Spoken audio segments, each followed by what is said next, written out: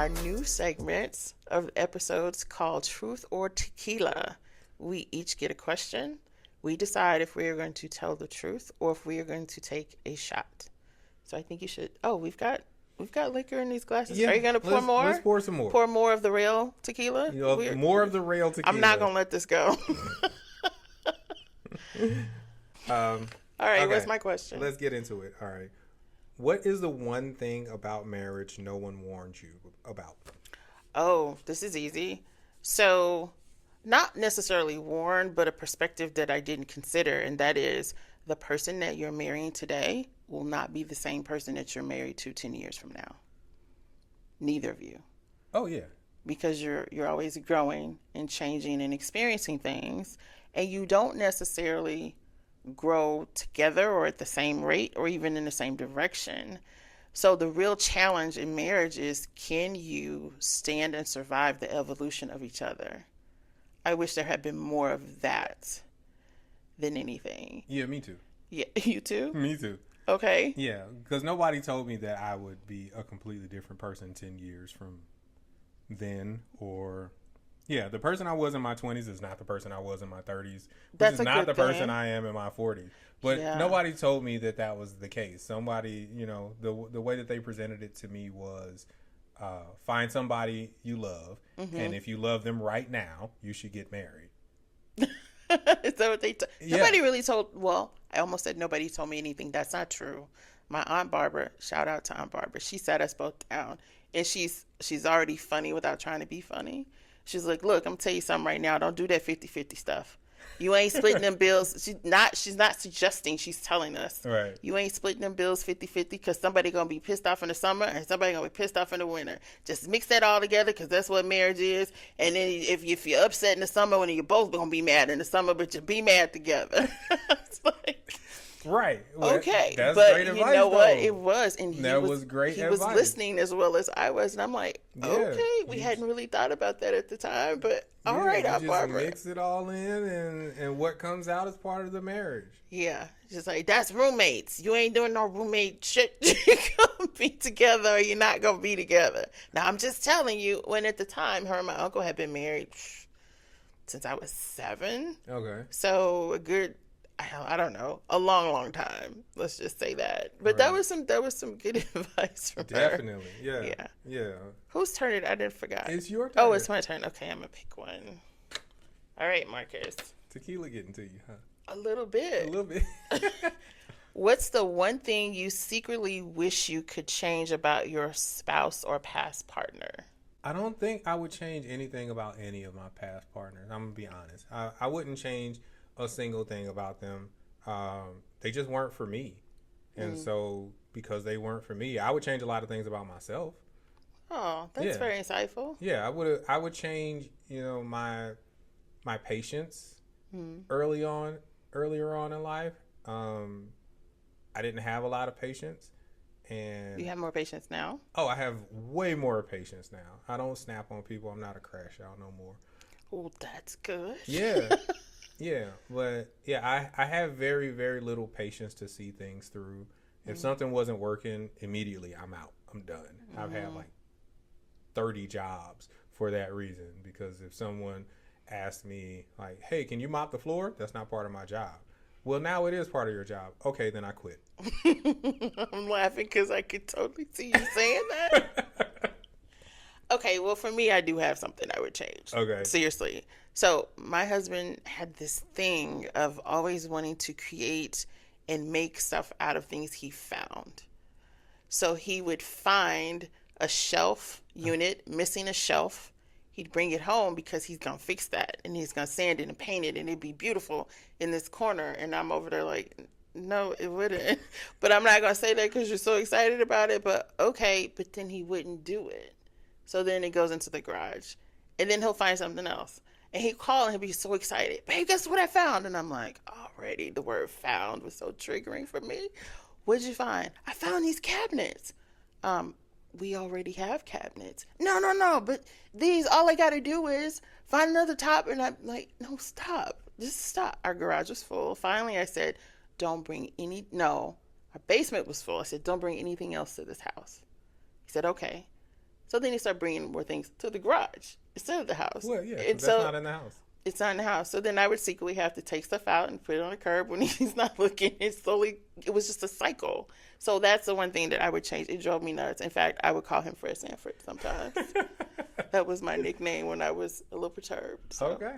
that's my thing. All right, your turn. What's the one non-negotiable for you in a marriage? Abuse. You cannot knock my head between the washer and the dryer and expect me to stay. Makes sense. I'm not, no shade to anybody who's currently going through any type of domestic abuse. I do understand the psychology behind it, but for me personally, we'd both be looking really bad. I can't look at you the same after. That was a catalyst for my divorce. She wanted to fight. I did not. I'm sorry, my mouth is open. I just did not expect you to say that. Yeah, that was the catalyst. Wow. Aren't you like a trained fighter? I am now. Oh, were you then? I had some knowledge, but I didn't.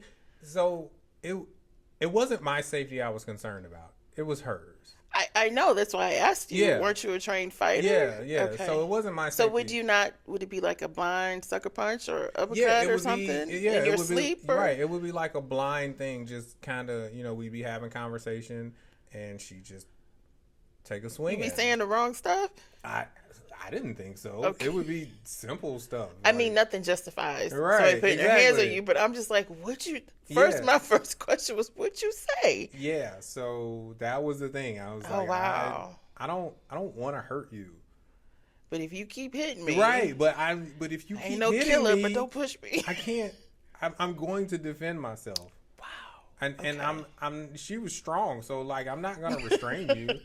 And she weighed more than I did. I was like 160 pounds back then.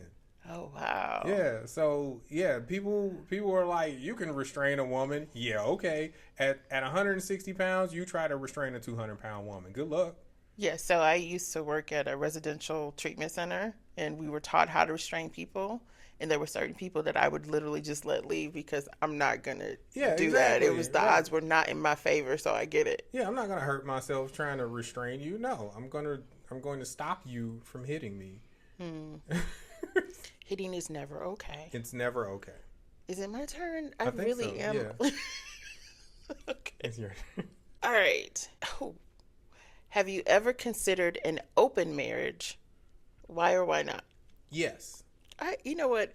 Maybe I'm biased, but I feel like most men would probably say yes to this. I have considered an open marriage. Well, why or why not? Because I am a person who, in a relationship, I don't want someone to choose me because they don't have any other options or because they have nerfed all of their options. Define nerfed. What is nerfed is when you make something that could be harmful or dangerous and you make it soft like a Nerf ball. Okay.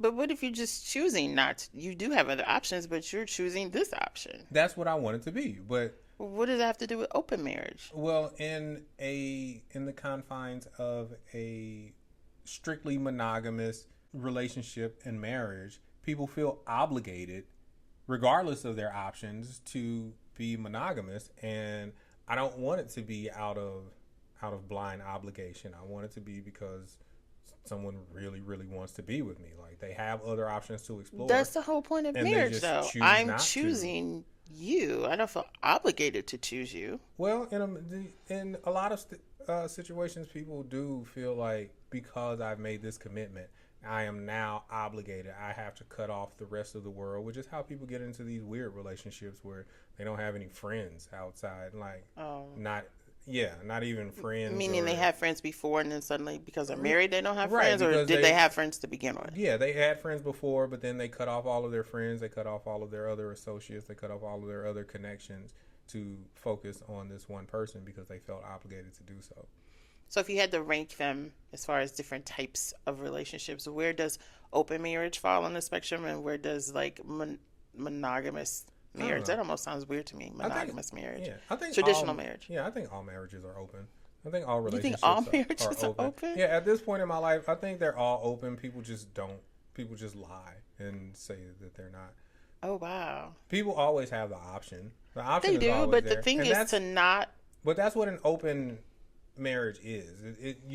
It's not necessarily people who act on it, but they have the option and they can discuss it. And it's Most that I've ever heard or saw documentaries about, they're acting on it. well, no, those are swingers.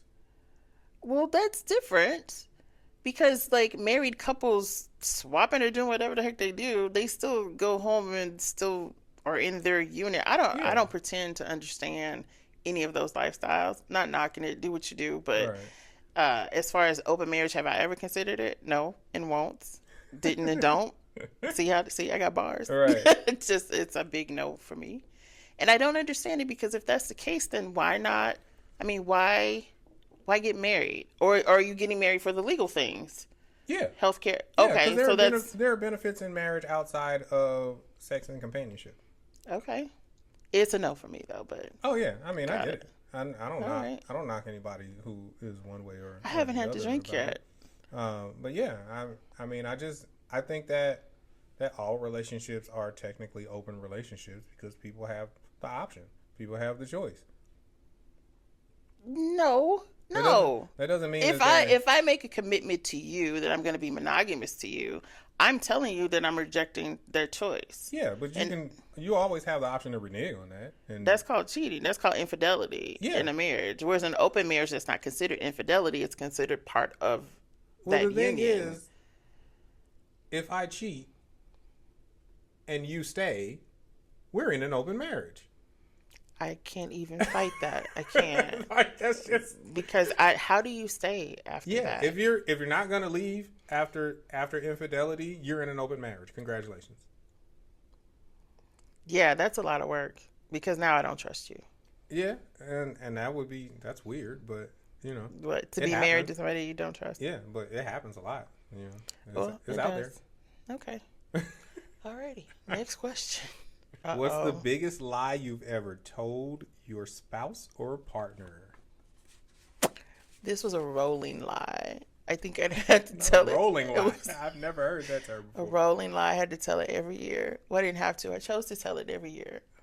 My husband had this leather coat. It was long, like very long, like full length all the way to your ankles shaft type of long. Yeah. I hated it. So for one Christmas, I bought him a different leather coat, which he also loved, but he really loved the long leather one. And I was wrong for this, so I'm not defending my actions, but I got rid of the shaft coat because I hate. Don't do that. Don't do that. I got rid of the coat. So he kept asking, "Where is it?" I'm like, "It's down there in storage. I can't find it." "Well, you're just not looking hard enough." And he'd give up, and that would be that. But I knew that it wasn't down there. It was Not only did you, not only, not only did you get rid of it, you gaslit him. every year, every year around winter time. I hated that coat, and he loved it. He walk around like a little peacock in that coat. I'm like, that looks so ridiculous. I don't know It's why. the shaft coat. It's the well, I did tell my mother-in-law, so she was in on it too. As a matter of fact, she was you like, recruited people. "Wait, there's more." So he had this sweater. It's the weirdest sweater ever. Had taxi here, a stoplight and a traffic light or something on it. It was the most ridiculous thing. So when I told my mother-in-law what I did, I told her because I kind of felt bad. And she was like, "Girl, I hated that coat. Can you get rid of that taxi sweater too?" You got rid of both of them. No, I didn't. I didn't have a heart to do the taxi sweater either because he loved it. My thing Okay. is, you're not wearing that out with me. You can wear it, Right. wear it to work or You- something. you- But yeah, got rid of it's the the coat. coat. That's- And eventually he's like, "I know you got rid of my coat. I just didn't say anything. It's already bad that I'm sending you to look for it every year." That was the biggest one because he kept on giving. He just kept giving. But he knew. I just never confirmed. Yeah. I think I don't know, the greatest lie I ever told my wife when I was married was I was out hanging out with the guys, and I mean we was out kicking it because I'm a young man and I want to. How old are you? I was 22 maybe. Oh, you got married 23? young. Yeah, 23 maybe. I was early 20s. But yeah, I'm out with the guys and we having a great night out. I don't feel like checking in because I'm having a great night out. I'm drinking. I'm hanging with my guys. I don't get to do that a lot. We kicking it, and we end up kicking it, going on the east side to one of the clubs where they stay open to like 6 o'clock in the morning. Mm-hmm. Know what you're talking about. Yeah, so I get home at like 7 in the morning. Yeah, like you didn't beat the sun. No, I didn't beat the sun. I get home at like 7. No wonder she be swinging. Yeah, and she was like, "What happened? I've been calling you. Your phone is off. What is going on?" And I was like, "I got locked up. They just released me." Dude, that's a verifiable lie. Why did you go with that one? What? She could check to see if you were locked up or not. Well, I'm in my early 20s. I don't know the difference. I don't know that you can check these things. This was before the Internet of Things. Okay. She'd have to go through the process of calling all the different police stations. But look, you truly underestimate. If she got that kind of time, then she got that kind of time. Maybe she verified it, maybe she didn't. But yeah, I was like, I got locked up, and they took my phone, and they just released me just now. So I can't. What did you get locked up for? Did you have the whole story, or you just kind of I had a whole story. I was like, yeah, I got locked up. We got into a bar fight. We was over, drinking and doing things, and we got into a bar fight. I mean, she knew I was, a little. That tops my leather coat story. Crash out. I don't think so. You don't think so? I don't think so, because you kept it going. Does. You kept it going. Well, I didn't. It wasn't me that kept it going. He kept it going. I didn't repeat it. He kept asking. Yeah, because he wanted to know what happened to his coat. Well, he wanted to wear his coat. He wanted to be Yeah, but yours has to do with day. personal safety. This is just apparel. Personal safety? You said you were locked up. Yeah, I was safe in a holding cell. I mean, I've been locked up before. The holding cell is the safest place to be. Do you know what goes through a woman's mind if her man is locked up? Or any black, like my son, my uncle, or whatever, being locked up? Oh, I no. don't. My thing is, well, at least that person is safe and they're going to get At least meals. I'm home now, right? Yeah, right. No. Like, did they give you the sandwich and the honey bun while you was in there? Is that what they give you? Huh? Is that what they give you? Yeah, if you get locked up in county, yeah, they give you sandwiches and honey buns. They give you the most generic, like, cafeteria food you've ever had in your life. I remember one time we got Lunchables. I was so mad. I was so mad. I'm dying. Lunchables? I'm dying. Okay. All right, bro. Well, at least it was edible. Yeah. I like this new segment. Yeah, we should do this more often.